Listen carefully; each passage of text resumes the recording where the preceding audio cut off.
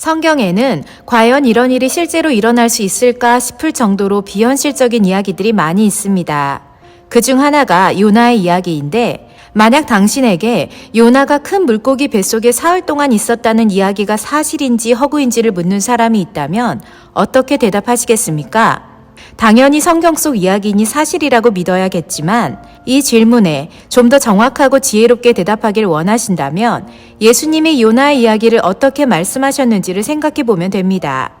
마태복음에서 예수님은 요나가 밤낮 사흘을 큰 물고기 뱃속에 있었던 것 같이 인자도 밤낮 사흘을 땅속에 있으리라고 말씀하시며 요나 이야기가 역사적 사실임을 증명해 주셨습니다.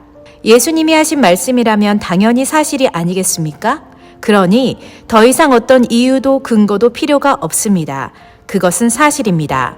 비현실적인 것 같지만 그것이 사실이고 현실임이 믿어지는 것이 믿음의 삶인 것 같습니다. 그런데 요나의 이야기 속에서 어떻게 이런 일이 싶을 정도의 생각이 드는 장면이 있습니다. 요나가 하나님께 화를 내는 장면이 그렇습니다. 요나서 4장 1절에 보니까 요나가 심히 싫어하고 노하며 하나님께 따져묻는 장면이 있습니다. 아니, 한 개인이 하나님께 어떻게 나에게 이렇게 악한 일을 행하십니까? 라고 화를 낼 수 있을까요? 더 놀라운 것은 이런 요나를 향한 하나님의 반응이 그를 징계하시기는커녕 화를 내는 요나와 계속 대화하시며 이야기를 풀어가신다는 사실입니다. 하나님이 이렇게 하신 이유가 뭘까요? 그것은 요나가 선을 넘지는 않았기 때문입니다. 물론 그의 행동이나 태도는 적절하지 않았습니다.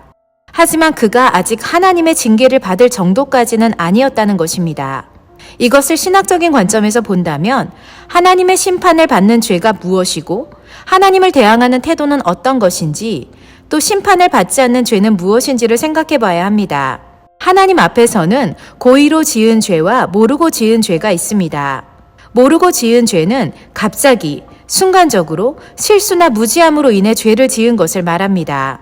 하지만 고의로 죄를 짓는 것은 의도적으로 하나님의 법을 깨뜨리는 것으로 도덕적 기준이나 윤리적 지침을 깨뜨리는 생각이나 행동을 반복적으로 행하는 것을 의미합니다. 요나가 하나님 앞에서 선을 넘지 않았다는 말은 그가 의도적으로 반복적으로 하나님께 반항한 것이 아니기 때문입니다. 우리 역시도 어떨 때는 하나님 앞에서 화를 낼 때도 있고 요나가 그렇듯이 부적절한 언어를 사용해서 하나님 앞에서 자신의 힘든 마음을 토로하기도 합니다. 물론 하나님 앞에서 그래서는 안 되겠지만 만약 자기도 모르는 사이에 순간적으로 우리가 죄를 지었다는 것을 깨달았다면 그 즉시로 회개해야 합니다. 성경은 말합니다. 분을 낼지언정 죄를 짓지 말고 해가 지도록 분을 품지 말라고 말입니다. 즉각적인 회개야말로 죄로부터 자유할 수 있는 필수 조건입니다. 초등학교 때 생각이 납니다. 한겨울 교실 한가운데 있던 난로가 얼마나 따뜻했던지요. 그런데 만약 손이 시려서 난로에 연결된 배기통에 손을 대면 아 뜨거! 하고 놀라 손을 뗍니다. 죄도 이와 같습니다.